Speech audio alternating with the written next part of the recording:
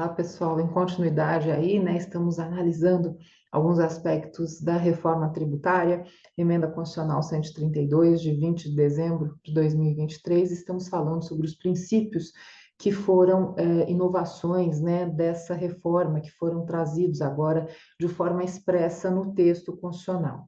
Então, já sem maiores delongas aí, eu vou aqui passar para o compartilhamento para a gente continuar a falar sobre esses princípios que foram apontados, né, no artigo 145, parágrafo 3º, nessa nova redação do texto constitucional. Já falamos então da questão da simplicidade, agora a questão da transparência, né? Vocês, se tiverem oportunidade, aqueles que ainda não fizeram, né, espero que já tenham feito, mas a gente vai ter que ler essa reforma de ponta a ponta inúmeras vezes, né, até se habituar, se acostumar.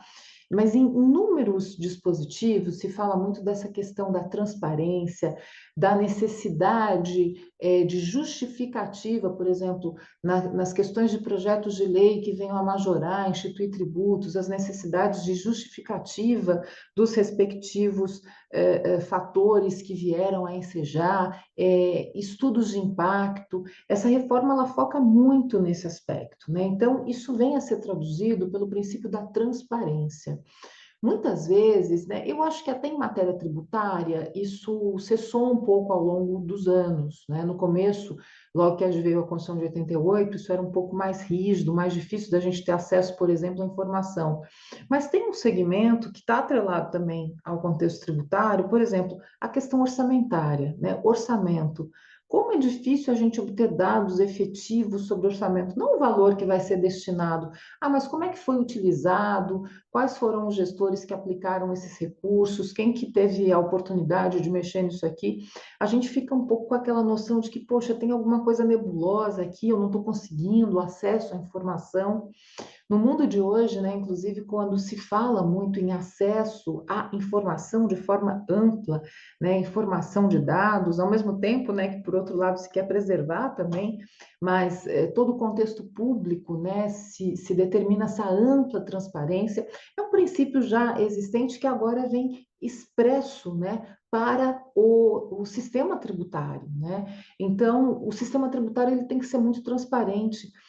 Claro que depois do mundo com a internet, e parece ser até uma coisa de outro mundo, eu estar falando isso para vocês, muitos já nasceram nesse mundo das redes sociais, da internet, mas ainda mais para a geração que pegou eventualmente, né, um período de transição, eu sou dessa geração, não existia internet na época que eu estudava, na época que eu fiz faculdade, é, então, o acesso às informações eram muito mais dificultosos, né? Era aquela coisa de ter que ir a um diário oficial e só efetivamente quem ia atrás, quem corria, né, buscava essas informações, normalmente era o pessoal do segmento jurídico, mas a noção ampla de transparência, de divulgação para a população, ainda mais uma população que sempre se manteve um tanto quanto distante, né, das noções típicas de cidadania, que a gente espera, né, para um contexto de país desenvolvido, né, de uma sociedade desenvolvida, sempre estiveram, então, aquém da realidade.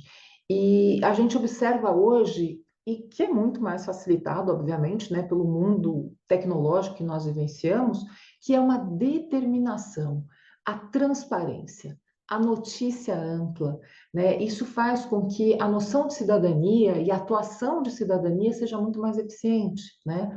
Então, mesmo para aqueles desinteressados, ele tem que ter facilidade na obtenção das informações. Não é só saber o tal do impostômetro, quanto que se arrecadou. É saber o seguinte, que graças a tributos é que se movimenta toda a máquina estatal e que se movimenta toda a coletividade sob a perspectiva pública, né? É que é aqui nesse nosso segmento que a gente implementa as políticas tanto de governo quanto as políticas de Estado, determinadas, obrigatórias, né, no texto constitucional. Então, a gente tem que ter acesso a valores, a quem é que está administrando, a forma de administração. Isso, em última análise, vai conseguir gerar também, né, pessoal, aquilo que eu sempre critiquei e apontei na aula passada, praticamente, acho que em todas, aula sim, aula não, eu sempre falei da questão do gestor, né, da ineficiência do gestor, e muito dessa ineficiência eu acho que se deve à dificuldade, à falha na fiscalização desse gestor. né? Em todos os patamares, né? Claro que quando a gente se refere a gestor, de imediato vem a ideia do representante do executivo, mas a fiscalização ela tem que ser feita em todos os segmentos, em todas as esferas de poder. Afinal de contas, somos atuantes públicos, né? Servidores públicos de forma ampla e que devemos aí uma boa prestação do nosso serviço para toda a coletividade. Então, isso vem agora aclarado, determinado, não existe mais subjetivismo nenhum, não é mais uma mera questão determinada pela jurisprudência implícita no sistema. O sistema tributário, ele tem que ser transparente, ele tem que ser acessível, ele tem que ser claro. Essa é a noção. Esse terceiro princípio aqui, eu já tive inclusive a oportunidade de escrever alguns artigos sobre isso, a questão da justiça tributária e justiça fiscal também. Obviamente, né, pessoal? Que bom que isso vem expresso. Por outro lado, é um tanto quanto desanimador que isso tenha que vir expresso, né? É mais ou menos aquela noção, não jogue lixo no canteiro, ou não jogue bituca de cigarro no jardim.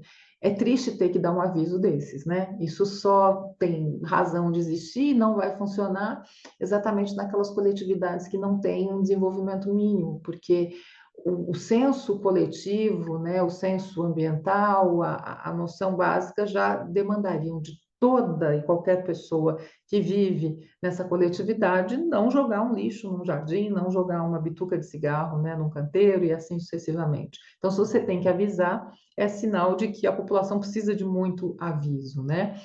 É, essa questão da justiça tributária, né? Fazer justiça tributária. Primeiro, o que é justiça tributária? Claro que a gente tem algumas noções atreladas à solidariedade, à distribuição de renda, inclusive o imposto de renda, né, é um dos tributos que obrigatoriamente a gente verificou, vai verificar, melhor dizendo, né, a reforma tributária, ela determina que haja uma modificação na legislação muito em breve, né, o prazo ali a gente não sabe se vai ser cumprido ou não, mas por quê? Essa noção de que nós não temos uma distribuição equânime. Um dos objetivos dessa reforma tributária, pelo menos uma das justificativas, né, seria no sentido de que nós diminuiríamos a carga tributária daqueles mais necessitados e essa carga tributária ela seria mais elevada naqueles que possuíssem uma maior capacidade contributiva.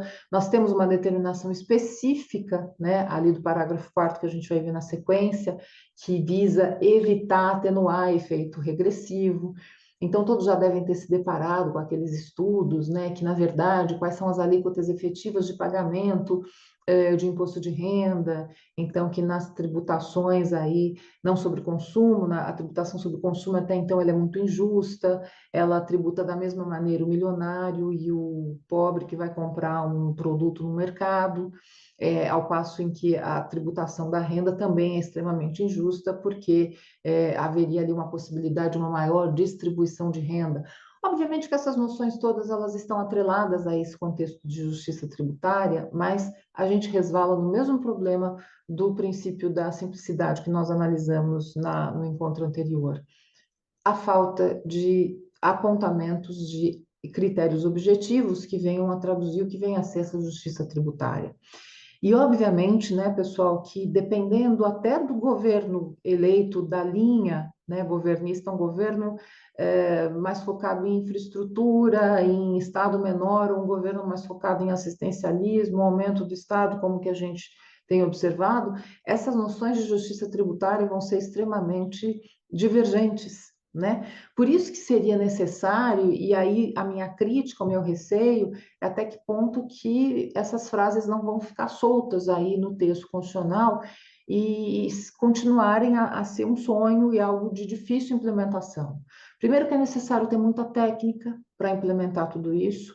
A reforma tributária pode até ser considerada técnica, mas a gente tem que pagar para ver. Uma coisa é implementar a IBS, Imposto de Valor Agregado, em outros países, em outros modelos, que tem uma outra dinâmica. Como eu apontei a vocês, é muito temerário, é muito difícil a gente importar modelos que funcionam muito bem em países outros, né, que não o nosso. Eu já li alguns artigos, vi também entrevistas, a gente pegou alguma coisa similar também do sistema indiano, e a Índia é um país tão grande quanto... A Índia tem grandes diferenciações culturais, né, de implementação que nós não temos. Ela tem uma unicidade cultural que nós aqui não temos. Enfim, tudo isso a gente vai depois verificar se eu estou certo ou não, mas tudo isso impacta na tributação.